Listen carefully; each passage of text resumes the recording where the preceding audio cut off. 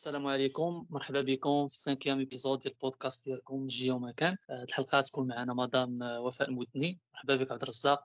مرحبا بك سي محمد، مرحبا بالمستمعين. دونك في هذا الابيزود غادي تكون معنا وفاء اللي غادي نتكلموا معها على مواضيع مختلفه، من بينها امكانيات pour le travail des ingénieurs topographes à l'étranger, principalement en France, la procédure administrative, les possibilités باش اننا نلقاو خدمه، وايضا غادي نتكلموا في une deuxième partie على le travail ديال l'ingénieur topographe dans une société de monitoring de SHM, structural health monitoring. غادي نتكلموا ايضا على شنو هما لي بروجي اللي تيخدموا عليهم، وغادي نتكلموا على لو رول ديال الانفورماتيك بور لانجينيور توبوغراف دون تو سكي مونيتورينغ. دونك مرحبا بكم وبقاو معنا في هذا الابيزود. مرحبا بك وفاء. Merci d'avoir accepté notre invitation. Merci à vous de m'avoir invité. Vraiment, je me sens honorée. J'adore l'initiative. J'adore le fait que je peux faire partie du lancement de l'initiative, on va dire. Merci beaucoup. Alors, Wafa Al-Moudni, ingénieur topographe, lauréat de 2018. Après l'IAV, tu as travaillé, je pense, pendant quelques mois au Maroc et puis tu es parti à l'étranger. Est-ce que tu peux détailler sur votre parcours? Alors, قريت في l'IAV, j'ai eu mon diplôme en 2018. En fait, avant, dans le cadre de mon PFE, j'ai bénéficié d'un échange qui était vraiment inattendu à l'ESGT. Du coup, j'ai fait un sujet de recherche sur comment on détermine la vapeur d'eau, ou bien, on va dire grossièrement, les informations sur la couche troposphérique via les signaux GNSS. Du coup, c'était un sujet de recherche.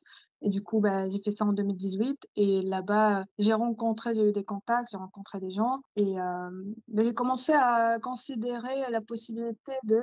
je peux prendre mon expérience de topographe au Maroc et la rendre internationale, on va dire. Et voilà, du coup, j'ai été recrutée par Géotechnologie et j'ai travaillé 7 mois. Si vous voulez, on peut revenir sur la partie géotechnologie. Et après, je suis venue en France pour travailler en tant qu'ingénieur d'études responsable auscultation, Excementis et Socotec Monitoring actuellement. Du Congo, j'ai essayé d'être brève. Donc la première expérience c'était avec Géotechnologie ici au Maroc, puis vous avez parti en France pour travailler avec la société Socotec. En fait, je sais que la plupart des étudiants, lorsqu'ils partent à l'étranger, ils créent des contacts avec des sociétés ou bien avec l'université. Donc ils essayent de garder le contact avec une entreprise afin de trouver le travail. Et est-ce que ça a été vraiment de la même façon pour toi, Wafa? Tu as déjà trouvé de l'emploi lorsque tu as fait le PFE à l'ESGT, ou bien lorsque tu es rentré au Maroc, tu as cherché une offre, puis tu as postulé pour travailler avec Socotec, parce que c'est vraiment, ce point-là, il est très intéressant pour les nouveaux lauréats qui souhaitent un jour travailler à l'étranger. En vrai, je pense que dans mon cas, j'étais un tout petit peu chanceuse. En fait, il y a deux parties de réponse. Genre, je suis le genre de personne qui croit vraiment au truc de expose yourself. Genre, là où il y a des opportunités, mets-toi là-dedans et vois qu'est-ce qui va se passer. Du coup, quand j'étais en France, j'hésitais pas à networker, à parler de notre formation à l'IAV, qu'est-ce qu'on sait faire, de nos compétences et tout. Du coup, mes encadrants, Monsieur Morel, directeur de l'ESGT, il travaillait avec Socotec Monitoring. Et du coup, il m'a dit, comme tu es là, comme ils travaillent eux au labo, ce serait bien qu'on vous mette en contact au cas où tu voudrais peut-être travailler chez eux dans le futur. Et du coup, ça avait commencé comme ça, mais c'était genre juste une idée. Mais moi, genre pour moi, c'était une idée parmi d'autres. Du coup, ce que j'ai fait, j'ai commencé à regarder. Lui, si vous voulez, il m'avait mis l'idée dans la tête. Il m'a dit, voilà, tu peux. Enfin, t'es compétente, t'as tout ce qu'il faut pour un ingénieur géomètre qui sort de l'ESGT de la France. Du coup, il serait ravi de t'avoir. Et du coup, j'ai gardé l'idée, mais en même temps, j'ai checké sur Indeed, je checkais sur des sites de recherche d'emploi, j'ai checké ingénieur topographe. Et du coup, j'ai commencé à postuler. Je me suis dit, ouais, si j'ai le même niveau que les topographes de la France. Et en fait, il y a une information très importante, c'est que les ingénieurs topographes, ça figure dans les métiers en tension en France. Du coup, on a plus de demandes que d'offres. Et du coup, j'ai commencé juste à postuler. J'ai postulé à plus que 50 entreprises. J'ai commencé à dire, ouais, je suis une jeune ingénieure topographe. J'ai fait mes études au Maroc, mais si jamais vous êtes en besoin et que vous n'arrivez pas à trouver d'ingénieur, enfin, je commençais comme ça puisque il y a toute la contrainte des papiers administratifs et tout. Et du coup, j'ai misé sur les 2 points, on va dire. Du coup, je suis rentrée au Maroc, j'ai fini mon PFE et tout, et j'ai commencé à avoir des appels des entreprises, à passer des entretiens et tout. Mais après, ça avait marché avec Socotec Monitoring parce que, comme je le connaissais déjà, on va dire, je connaissais la boîte et j'avais des collègues qui m'ont recommandé aussi. Du coup, c'était un peu facile. Il y avait mes collègues qui étaient déjà, notamment Abslil et Hamza, qui m'ont recommandé. Du coup, ça s'est passé d'une façon plus ou moins souple avec Socotec. Mais ce que je veux dire par tout ça, c'est que si ça s'est pas bien passé avec Socotec, si j'avais pas vraiment de la chance avec Socotec, j'aurais pu trouver un autre travail dans une autre boîte parce que j'ai reçu beaucoup d'appels, beaucoup de confirmations après. Mais j'ai choisi quand même de partir à Socotec. Et du coup, s'il y a une morale de l'histoire, c'est que expose yourself, crois en toi-même, check toutes les opportunités possibles et sois gentil avec tes collègues parce qu'ils pourront te recommander dans le futur dans une boîte. Je pense que être recommandé par une personne pour une entreprise, ça facilite énormément les choses, surtout pour une entreprise qui est à l'étranger. Donc, il y a plusieurs voies.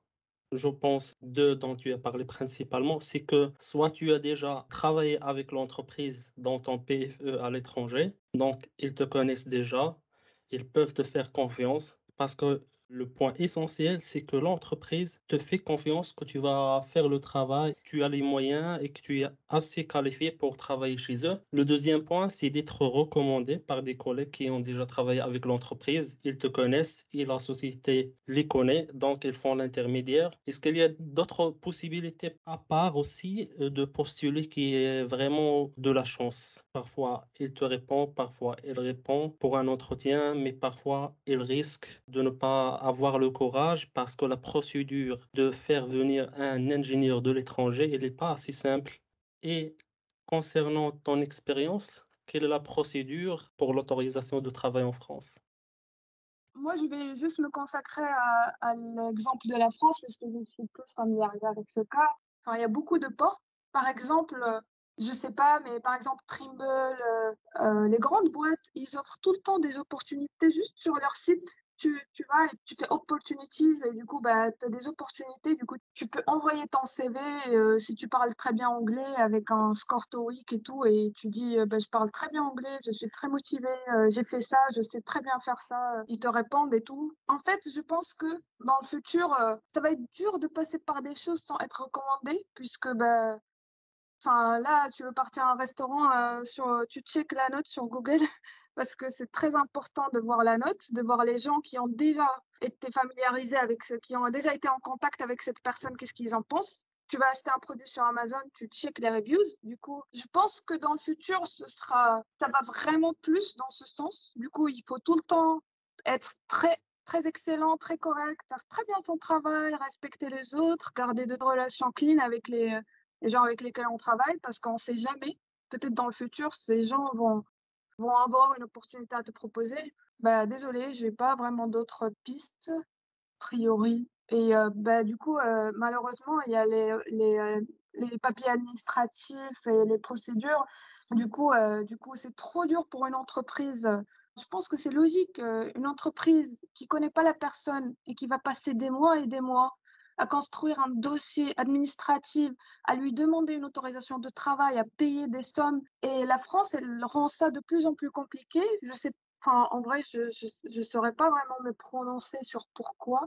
Mais par exemple, l'année dernière, à partir de mai 2021, il y avait une loi qui était sortie comme quoi, même si j'ai déjà travaillé en France et j'ai pas une résidence permanente. Tant que j'ai pas une résidence permanente en France, à chaque fois que je veux changer mon emploi, mon employeur doit demander une autorisation de travail. Et du coup, ça coûte genre 3 000 euros, je pense. Et ça coûte dépendamment de ton salaire, mais en gros, ça doit être vers 3 000 euros. Ça prend du temps et ça requiert des échanges administratifs et tout ça. Ouais, c'est très compliqué pour une entreprise de faire ça. Ça devient un peu plus dur, pas beaucoup pour les topographes parce que comme vous voyez, enfin moi, genre cette autorisation, je l'ai eu en moins d'une semaine, alors que les autres métiers, ils l'ont dans 3 à 4 mois.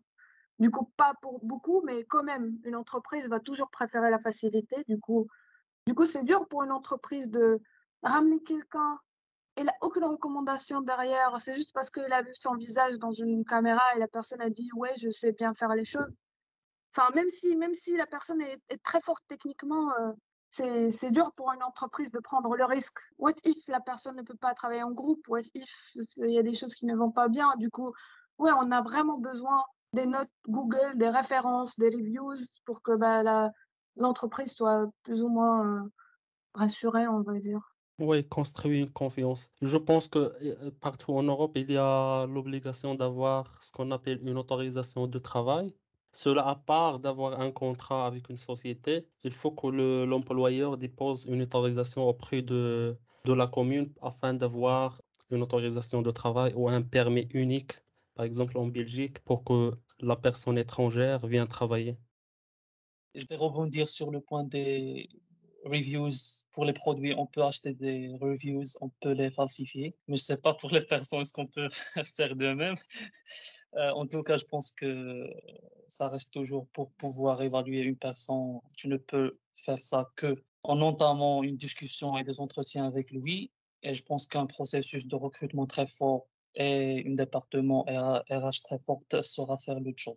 Mais en tout cas, je pense qu'une personne qui veut partir travailler à l'étranger, elle peut travailler sur skills ديالها. Et je pense que LinkedIn est très fort dans ce sens. C'est tu partages beaucoup, tu partages ce que tu sais faire. Tu crées un portfolio. Exactement. Je pense que ça a un impact très, très, très positif et ça pourra augmenter les chances pour cette personne qui veut partir là-bas. En tout cas, je vais rebondir sur votre parcours professionnel, Wafa. Nous aimerons bien avoir quelques détails sur votre parcours, que ce soit ici au Maroc, que ce soit avec Socotec Monitoring, mais surtout avec Socotec Monitoring, le poste que vous occupiez, les tâches que vous faites, les projets sur lesquels vous travaillez, etc. En fait, désolée, je vais rebondir back sur la partie de review. Bah, en fait, sur Amazon, la personne qui donne le review, tu la connais pas. Du coup, c'est ça le problème. Du coup, tu peux pas lui faire confiance. Oui, certes. Alors que là, la personne qui te donne les reviews sur une autre personne, c'est une personne que tu connais. Du coup, tu leur fais confiance. Bon, finalement, it's bias, que ce soit tu la connais ou tu la connais pas. Si tu le connais, ça aussi c'est un problème parce que tu sais pas est-ce que cette personne est assez franc pour dire la vérité ou est-ce qu'il va pas donner un bon review parce qu'il connaît l'autre personne, parce qu'il est son ami, etc. Tu vois? Donc finalement, les deux process sont bias. C'est pas le mot bias en français. Biaisé. Biaisé, voilà. C'est biaisé. Du coup, je pense que les processus de recrutement, ils vont prendre en considération les recommandations, bien sûr, mais je pense que c'est pas le facteur qui va trancher définitivement sur le fait qu'on va retenir cette personne ou non. C'est ce que je pense à mon propre point de vue. C'est Mohamed, alors c'est vraiment le point de faire confiance avec quelqu'un, c'est très important, puisque tu ne peux pas construire une confiance à une personne juste via un entretien qui a duré 1 heure. Et parfois, la personne, elle peut être excellente en termes de tout ce qui est, par exemple, excellente dans son parcours académique, mais dans tout ce qui est communication relationnelle, tu ne connais pas. Donc, c'est pourquoi ils vont vers tout ce qui est recommandations. Est-ce que tu connais cette personne? Est-ce qu'elle peut travailler en équipe? Est-ce qu'elle ne crée pas des problèmes? Tu vois? Mais à mon point de vue, ce sont des points qui sont complémentaires. Exactement. Je rejoins parfaitement ce que tu viens de dire. De même, j'ai eu de la chance sur ce côté. Du coup, j'ai fait beaucoup de stages à Meknès l'été. Je vais citer rapidement. Chez Monsieur Sadiq Hassan. J'ai fait atelier du foncier. J'ai fait chez Monsieur Yaqin Kamal. J'ai fait chez Topo Service. Et genre, tout ça, c'était vraiment des stages où je travaillais avec les topographes. Je faisais du travail, vrai travail. J'étais vraiment là-bas pour apprendre. Du coup, je pense que j'ai très bien appris le métier sur terrain et tout. Après, j'ai fait le SGT où j'ai fait de la recherche. Du coup, c'était un peu exotique. Ça sortait carrément de ce qu'on faisait à l'IAV. Du coup, c'était vraiment un voyage, on va dire, exotique dans le métier, dans ce qu'on fait dans la topo. Et après, j'ai travaillé, comme expérience professionnelle. Ma première expérience professionnelle était comme responsable technique et aussi commercial. Géotechnologies, c'est le distributeur officiel de Spectra Precision et distributeur officiel de Trimble au Sénégal, aussi de Teledyne Octech. Du coup, moi, quand j'ai fait ce métier, je me disais, c'est pas vraiment de la topo, en fait. C'est ce que tout le monde pense, c'est que quand technico-commercial, c'est pas vraiment de la topo, alors que moi, j'ai fait beaucoup de stages au terrain et tout, du coup, je sais très bien c'est quoi la topo. Et à Géotechnologie, je m'attendais pas à ce que je fasse la topo. Et sauf que la surprise, c'est que j'étais vraiment plus topo que jamais. Parce que de un, je faisais du reverse engineering de toutes les machines qu'on utilisait. Enfin, je ne faisais pas que utiliser la station. Je savais exactement depuis le vis le plus petit, il servait à quoi. Du coup, je suis devenue de plus en plus topo. Je faisais un peu de la valorisation du matériel, tout le matériel, je le checkais, j'écrivais des manuels. En fait, si tu fais ça, si tu appuies sur les deux boutons, en fait, si tu changes ce fichier, tu vas avoir des trucs qui vont se passer dans ton machine. Du coup, c'était vraiment technique, c'était de l'ingénierie pure et dure. Et aussi, c'était super eye-opening sur le métier parce que aussi mon métier est considéré à la veille technologique. Du coup, tous les jours, je check le site des marchés publics. Je vois c'est quoi les marchés topo qui sortent. Je lis très bien l'appel d'offres. Je lis très bien tout ce qui est technique demandé. Je me rappelle plus du terme technique. Cahier des prescriptions spéciales. Et technique, non? Oui, ça peut être le dossier technique, le dossier administratif. Du coup, le dossier technique, ouais, voilà, c'était ça, je pense. En fait, parce qu'ici en France, on les appelle un peu différemment, du coup, du coup, en fait, je lisais ça très, très bien. Du coup, je savais déjà c'était qui mes prochains clients, qu'est-ce que je dois viser à vendre, du coup. Ah, il y a ce marché qui va sortir, du coup, on doit viser à vendre plutôt ce matériel que ce matériel. Du coup, je dois plus valoriser ce matériel, créer des présentations, partir voir les gens, partir à des congrès et tout pour voir qu'est-ce que les gens pensent de ça. Du coup, c'était une très, très, très belle expérience. Quand j'avais fait quand j'avais pris le poste, je pensais pas que ça allait être aussi de l'ingénierie. Moi, je suis très technique, du coup, j'adore tout ce qui est ingénierie, où je peux explorer, où je peux résoudre des problèmes, créer de la valeur. Et vraiment, ce poste il satisfaisait vraiment mes attentes, on va dire. Je pense que les gens ne savent pas que le commercial, surtout dans les domaines d'ingénierie, il fait, je pense, en parallèle ce qu'on appelle la prescription. Et pour faire la prescription, c'est comme vous faites en fait le montage financier et technique du projet de A jusqu'à Z. Du coup, c'est vraiment, ça demande de vraies et de solides connaissances techniques pour pouvoir faire et exercer ce job de commercial dans le domaine d'ingénieur. Du coup, voilà, par rapport à mon expérience au Maroc. Du coup, voilà, je suis partie en France pour l'aventure de l'auscultation et j'ai eu de la chance aussi parce que j'étais chez Exemotis et maintenant c'est Socotec Monitoring. Pourquoi? Parce que Socotec Monitoring, à la base, on n'était pas très très nombreux, mais on était très efficaces. Du coup, quand tu es recruté, on s'attend à ce que tu fais beaucoup, beaucoup, beaucoup de choses à la fois. Même si tu es juste ingénieur topographe, mais tu dois toucher à tout, beaucoup, beaucoup à la gestion de projet, beaucoup à tout ce qui est électronique, beaucoup à de la programmation, puisque tu débugs beaucoup de problèmes qui sont vraiment liés à des scripts qui fonctionnent pas bien, parce qu'il y a une variable, il y a un truc, il y a une date qui a été mal transcrite. Voilà, surtout, surtout la topo et aussi la data, tout ce qui est data aussi, la documentation, les rapports et tout ça. Du coup, quand tu vas à Sementis, on te recrute, on te dit, ouais, t'es ingénieur d'études, il y a un topographe à Socotec, mais en vrai, tu te rends compte que tu fais vraiment pas que de la topographie, mais tu fais tout. Et c'est bien parce que je pense qu'à l'IAV, on a fait une prépa. Moi, j'ai fait la PESA personnellement. Du coup, on a fait de la biologie, de la géologie, on a tout fait. Et après, on a fait la deuxième année. C'était vraiment de la prépa. On a fait de l'électricité, électronique, mécanique. Du coup, on comprend les concepts techniques un peu abstraits.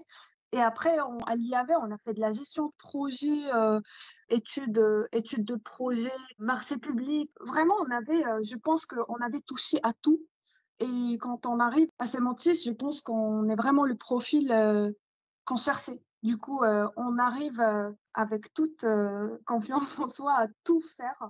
Du coup, voilà, c'était super enrichissant, puisque, comme je vous ai dit, j'ai tout fait. Mais si vous voulez, je vais plutôt me consacrer sur la partie topo. Bah, du coup, ce qu'on faisait à ce côté, c'est du structural health monitoring. Genre, c'est le terme technique pour dire de l'auscultation des ouvrages. Et là, de plus en plus, il y a des marchés publics qui sortent pour ausculter les ouvrages qui sont en cours de construction ou des ouvrages qui ont été construits à longtemps et qu'on estime qui sont vulnérables. D'ailleurs, tous les ouvrages doivent faire objet des marchés d'auscultation, je pense, après 10 ans qu'ils soient construits, parce que il y a beaucoup de choses qui se passent et que il faut vraiment les suivre, surtout quand les projets sont de grande envergure et quand on a investi beaucoup d'argent pour les construire. Du coup, l'auscultation, c'est un truc qui est très demandé et qui sera beaucoup plus demandé dans le futur, parce que ça commence à être très démocratisé en ce moment. Et du coup, généralement, ce qu'on faisait, c'est on se basait principalement pour la partie bâtiment. En gros, je vais peut-être donner un tout petit contexte du projet dans lequel je travaillais. Alors, il y a la Société du Grand Paris et ils sont en train de faire une extension du réseau de transport en Île-de-France. Ça veut dire il y a beaucoup de lignes qui vont être étendues de plus d'une dizaine de kilomètres. Et a priori, ça doit être prêt pour les Jeux Olympiques de 2024, enfin la première tranche. Et du coup, il y a beaucoup de tunnels qui sont creusés en dessous de Paris. Et qui dit tunnel dit vibration et instabilité. Et qui dit Paris dit des bâtiments très jolis, très chics. Et du coup, il fallait surveiller en temps réel ces bâtiments. Est-ce qu'ils bougent d'un ordre de grandeur millimétrique, voire submillimétrique? Et est-ce que c'est tolérable ou pas? Qu'est-ce qui se passe? Comment on peut analyser le comportement de ce bâtiment qui a fait ça et pas l'autre? Du coup, en gros, là, je vous parle que de la partie bâtiment parce qu'en vrai, c'est plus global que ça. Il y a aussi la partie construction, des gares. Il faut gérer les murs. Est-ce que les travaux, ils n'aiment pas les constructions en cours? Mais en vrai, je vais vous perdre si je vous lis beaucoup de détails. Donc, la partie gestion des bâtiments, elle se faisait principalement que en topo classique. Ça veut dire une station totale et des prismes. Du coup, on avait un planning, on savait quand est-ce que le tunnelier allait arriver. Du coup, on partait, on collait des prismes de grande précision et on installait des stations totales. Généralement, c'est surtout dans les toits. Et on surveillait les prismes en temps réel et la fréquence. On avait le dossier technique, on avait des fréquences qui nous étaient imposées et qui dépendait de l'arrivée, de la distance que nous avions par rapport au tunnelier. Et aussi de la zone, du type de sol, des études géotechniques et tout ça. Du coup, c'était vraiment très, très complexe. Il y avait beaucoup de facteurs qui rentraient en jeu. Et comme je vous ai dit, la partie principale, c'était de la topo. Du coup, nous, en tant qu'ingénieur topographe, on était un peu primés parce que on était les gens qui géraient la partie principale des projets, généralement. On ne faisait pas vraiment les mesures nous-mêmes, bien sûr, mais il fallait gérer tout ce flux de contacter les avoisinants, savoir quand est-ce que le tunnelier va arriver, être à la veille avec le client, savoir s'il y a un problème, si c'est arrêté, quoi, quand est-ce qui va arriver, remodifier les rapports. Et du coup, après, on faisait l'acquisition des données, le traitement de données en temps réel, l'affichage de données et l'analyse aussi en temps réel. Du coup, tous les jours, on arrive le matin, on fait un rapport journalier de comment ça s'est comporté la nuit et on faisait aussi des astreintes. Ça veut dire que on devait surveiller tous les jours le soir et des fois, on prenait la relève. À chaque fois, il y avait un ingénieur qui faisait ça. Genre le soir, tu jettes des coups d'œil sur comment ça se passe, comment ça se comporte, est-ce qu'il y a des problèmes et les week-ends aussi. Du coup, c'était vraiment, j'ai jamais cru que la topo, ça s'utilise d'une manière aussi exhaustive et intense. Du coup, c'était vraiment de la topo sport.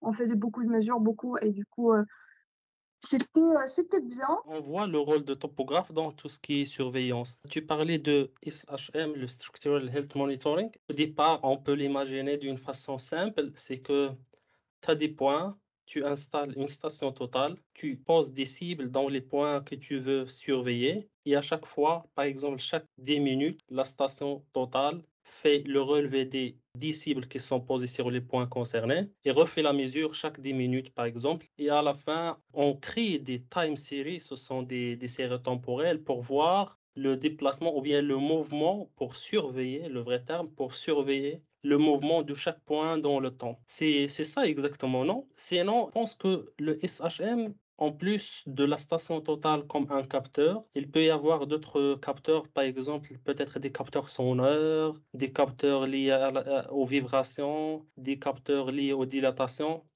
ou bien ça concerne seulement la partie station totale, toujours restant sur ce qui concerne le topographe. Alors, tout à fait. En fait, la topo, c'est de l'auscultation topographique. Ça s'appelle comme ça. Et du coup, oui, c'est plus vaste que ça. Il y a vraiment l'auscultation acoustique. Dans les spécifications, on ne devait pas dépasser les travaux de tunnelier, les travaux dans les gares ne devaient pas dépasser un seuil en décibels. Et du coup, on devait surveiller ça. Il y avait des fois des dépassements. Du coup, il fallait faire les procédures nécessaires, expliquer pourquoi ça a eu lieu. Ça, du coup, on surveillait aussi tous les jours. Il y avait aussi des vibromètres, tout à fait, qui surveillaient aussi les vibrations. C'est plutôt une grandeur physique, on va dire. Enfin, aussi, on peut l'appeler distancielle. En vrai, je suis un peu perdue, mais oui, tout à fait. Il y a des vibromètres également. Il y a aussi la partie qu'on appelle instrumentation géotechnique, on va dire. Du coup, nous avions on avait des inclinomètres que on mettait aussi dans des sections de mesure renforcées, dans des sections que nous estimions très sensibles. Nous mettions généralement des inclinomètres, des extensomètres et aussi des piézomètres. Du coup, les inclinomètres, ça mesure l'inclination.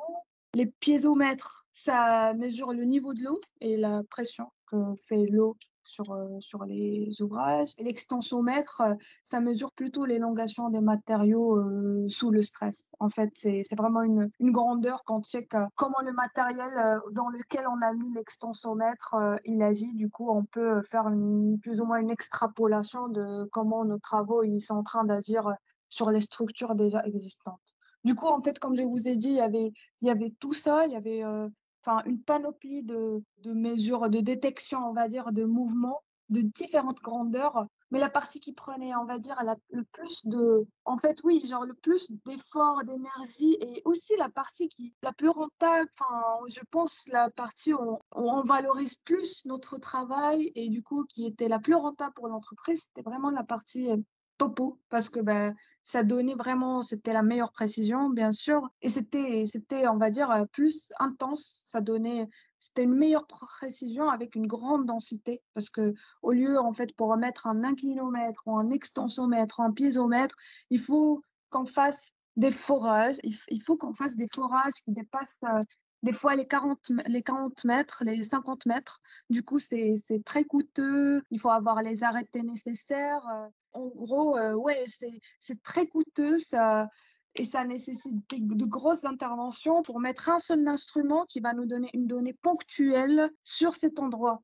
Alors que les prismes topographiques, tu peux en mettre partout où tu veux, et si tu es intelligent suffisamment pour mettre ta station dans un endroit, elle va viser beaucoup de prismes, et du coup, tu as une densité incroyable de données, et sans être intrusif, tu vas pas faire des forages de 50 mètres et avoir un arrêté. Du coup, la topo, c'est l'outil le plus privilégié. Avec la topo, on pouvait faire des cartes, alors qu'avec les piézomètres et les inclinomètres, ça coûte beaucoup, c'est super coûteux d'en avoir. Du coup, on pouvait pas nous permettre d'avoir beaucoup dans une zone. Du coup, tu peux pas vraiment avoir une carte des données piézométriques, inclinométriques, alors que pour les données topographiques, tu peux avoir une carte, et une carte, c'est le truc le plus intuitif pour comprendre ce qui se passe dans un terrain, une grande étendue. Du coup, on va dire, il y avait la composante géotechnique, mais je pense que la composante topographique, c'était la composante qui avait le plus d'utilité dans ce cas en particulier. Donc, ça dépend du milieu, de la situation. On peut choisir les capteurs. Par exemple, notre collègue Abdel Nahlé, que tu as cité tout à l'heure, il travaille sur tout ce qui est INSAR, interférométrie radar par satellite, monitoring par GNSS. Donc, des récepteurs GPS installés sur les ponts. Donc, ça dépend, comme tu disais, fortement du milieu. Mais est-ce que la plupart de ces capteurs, tu les installais comme topographe ou bien tu travailles seulement sur la composante topographique en vrai sens du terme, donc station totale, GNSS, ou bien il y a une composante dans tout ce qui est capteur vibromètre et ces capteurs, d'autres capteurs par exemple, qui sont la spécialité d'un génie civil ou d'un géotechnicien, il nécessite une composante de géoréférencement, d'où l'intervention du topographe. Bien sûr, tous nos capteurs, ils devaient être géoréférencés quand on devait avoir la précision, enfin plus ou moins exacte. Ça nécessitait pas une précision très très grande. Déjà, pour poser des capteurs, il faut faire des plans, il faut les envoyer, et après des plans topographiques. Tout ce qui était plan, même si ça concernait pas que la partie topo, c'était fait par les topographes. Et aussi, bah, on faisait nous-mêmes la partie installation de ces instruments que je t'avais dit, les inclinomètres et les extensomètres, configuration de ce matériel. Parce que bah, quand tu es ingénieur, tu vois. Et c'est, si on te montre une fois comment ça marche, généralement, enfin, tu n'es pas, mais tu comprends du coup. Du coup, non, en fait, la composante topographique, elle faisait partie et de la situation des instruments autres que les instruments topo. Et tout ce qui est bah, monitoring, pas que topographique, mais aussi géotechnique, comme je vous ai dit. Oui, voilà. Donc, ça prouve davantage à quel point le champ d'intervention de l'ingénieur topographe est vaste et ça renforce ce qu'on dit toujours, nous, que l'ingénieur topographe, sans lui, rien ne se construit. Alors, je vais retourner vers une partie académique qui vous concerne, Madame Wafa. Vous suivez actuellement une formation de développement à l'école 42, l'école d'informatique. Alors, pourquoi cette formation? Est-ce que c'est juste par passion vers le développement et l'informatique? Ou bien il y a un objectif derrière cette formation? Alors, comme je vous avais dit, bah, en topo, et pas que en topo, ce qu'on fait, il y a la composante de données qui est importante. Et comme je vous ai dit, la topographie, elle est privilégiée parce qu'elle offre une densité spatiale et temporelle des données. Si ma machine, elle est automatique, elle peut tourner tant que je lui fournis de l'électricité, elle peut me donner des données. Du coup, bah, j'ai un terrain, j'ai beaucoup de données, très précis. Du coup, j'ai des floats, je sais pas comment dire, des nombres réels avec des virgules millimétriques, submillimétriques. Et du coup, vous pouvez, genre un float, on a beaucoup de données et à un moment, on peut nous dire, qu'est-ce qu'on va faire avec toutes ces données si on n'est pas agile, si on ne sait pas comment les utiliser. D'après mes expériences, alors je travaillais à Semantis et après à Socotec. Et après, j'ai travaillé à Bouygues, travaux publics aussi. J'étais l'ingénieur topo, chef de projet, et j'avais tout le temps besoin d'un développeur avec moi, de quelqu'un en data management, en manipulation de la donnée, on va dire. Et du coup, à un moment, j'ai commencé à me dire, oui, c'est cool ce que je fais, c'est bien, je collecte beaucoup de données, c'est vraiment précis, c'est ouf, mais il manque un truc, c'est que ben, là, il faut manipuler ça.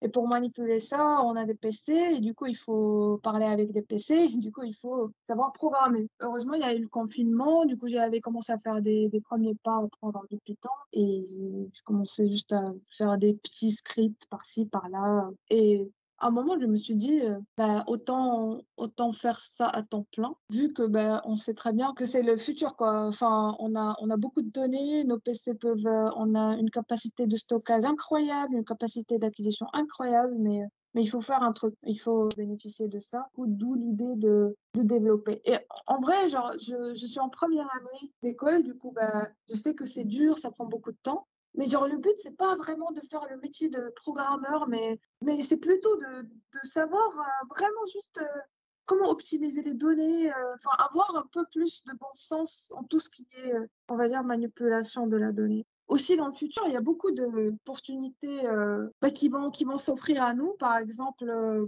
tout ce qui est VR, par exemple, la réalité virtuelle. Je pense qu'il y a aussi l'aspect de comprendre ce qui se passe derrière, comment optimiser et comment plus valoriser notre métier. Justement, ouais, la composante informatique, à nos jours, elle devient de plus en plus importante dans tout ce qui est métier géo-informatique. Mais je sais pas si vous savez, First Thinking Principles.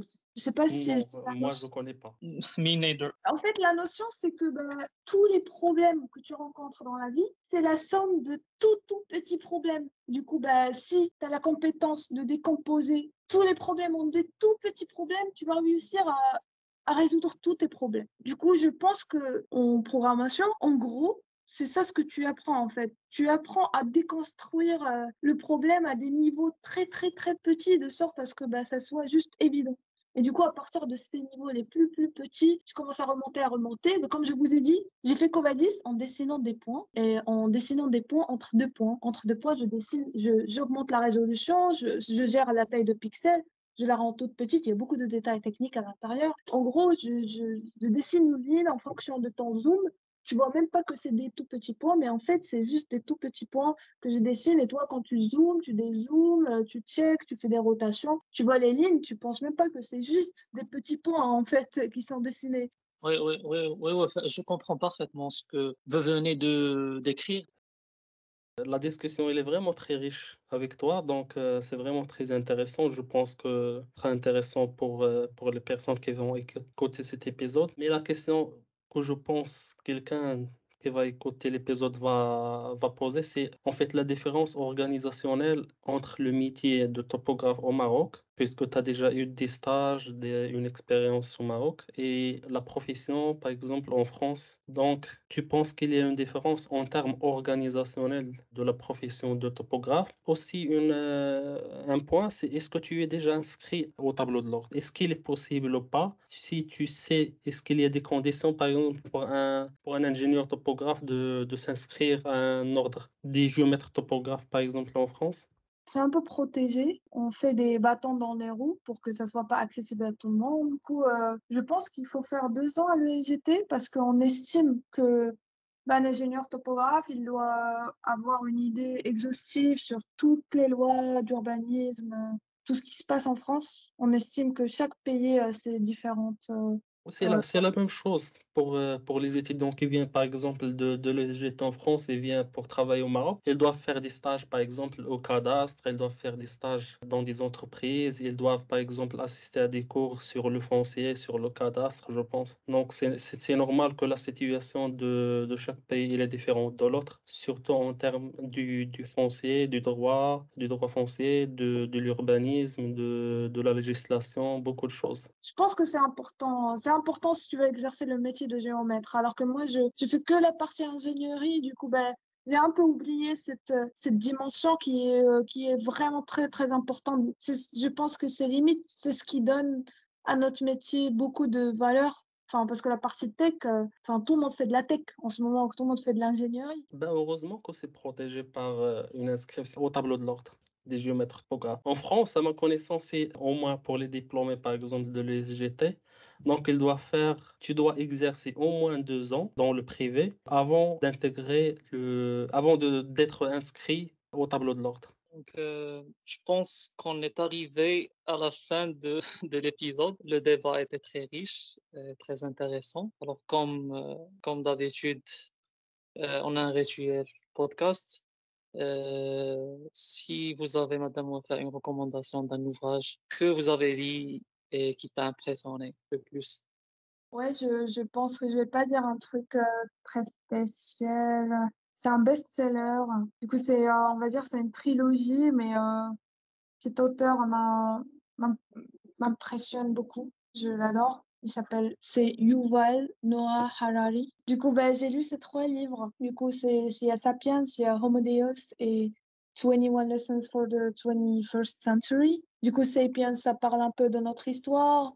Homo Deus, c'est une projection un peu dans le futur. Et 21 Lessons for the 21st Century, c'est le présent. C'est des choses à garder en esprit dans ces moments de problèmes desquels on souffre. A priori, tout ce qui est réchauffement climatique, immigration, addiction aux réseaux sociaux, comment on donne nos données comme ça, la diminution de attention span. Merci beaucoup à la recommandation d'Yelk. Je te repasse la parole si vous avez un dernier mot. Enfin, je pense un dernier mot, ce sera un message aux gens que je connais et qui vont peut-être écouter. Et je dis, enfin, on n'est pas tous pareils. داكشي اللي انا كيعاوني انني نيفولوي ونولي احسن من داكشي اللي كنت، ماشي هو بالضروره داكشي اللي غادي يعاون واحد اخر. مي ليكسبيريونس ديالي كتبقى بيرسونيل. دوكو الا بغيت نقول شي حاجه غادي ننطلق من داكشي ديالي بيرسونيل. دوكو كيما قلت لكم جو بونس كو expose yourself، ما تخافش، اي confiance en soi. et je pense قول فراسك دابا زعما كنهضر مع لي جون الناس اللي طالعين peut-être كيشوفوني كوم شي واحد اللي عنده plus d'expérience ou peut-être الناس اللي كيشوفوني comme peut-être inspirant. j'espère. je pense que les devises اللي كنعيش بهم tous les jours c'est que believe in yourself. الا وصلتي لهادشي اللي كديري دابا غدا تقدري توصلي للحسن. و جو بونس كو الا ايفولويتي يمكن ب1% كتيفولوي بشي 137% في عام. دوكو ديما حاول انك تحط راسك في دي سيتوياسيون اللي كيخرجوا على الكونفور ديالك و believe in yourself. Du coup, je sais pas, c'était un peu philosophique, ça sort de tout ce qui est topo, géomacan et tout, mais it was my 2 cents, on va dire. Message reçu. Ayez confiance en vous et voilà, sachez vos rêves. Alors, je pense وصلنا للنهاية ديال الحلقة. À la prochaine إن شاء الله. وما تنساوش كيف ديما حنا كاينين في الريزو سوسيو، فيسبوك، انستغرام، لينكدين، وكاينين في سبوتيفاي، ديزر وجوجل بودكاست. وعلى بروشين إن شاء الله. باي باي وفاء، باي باي عبد الرزاق، باي باي. مع السلامة، بسلامة. Merci, bon courage.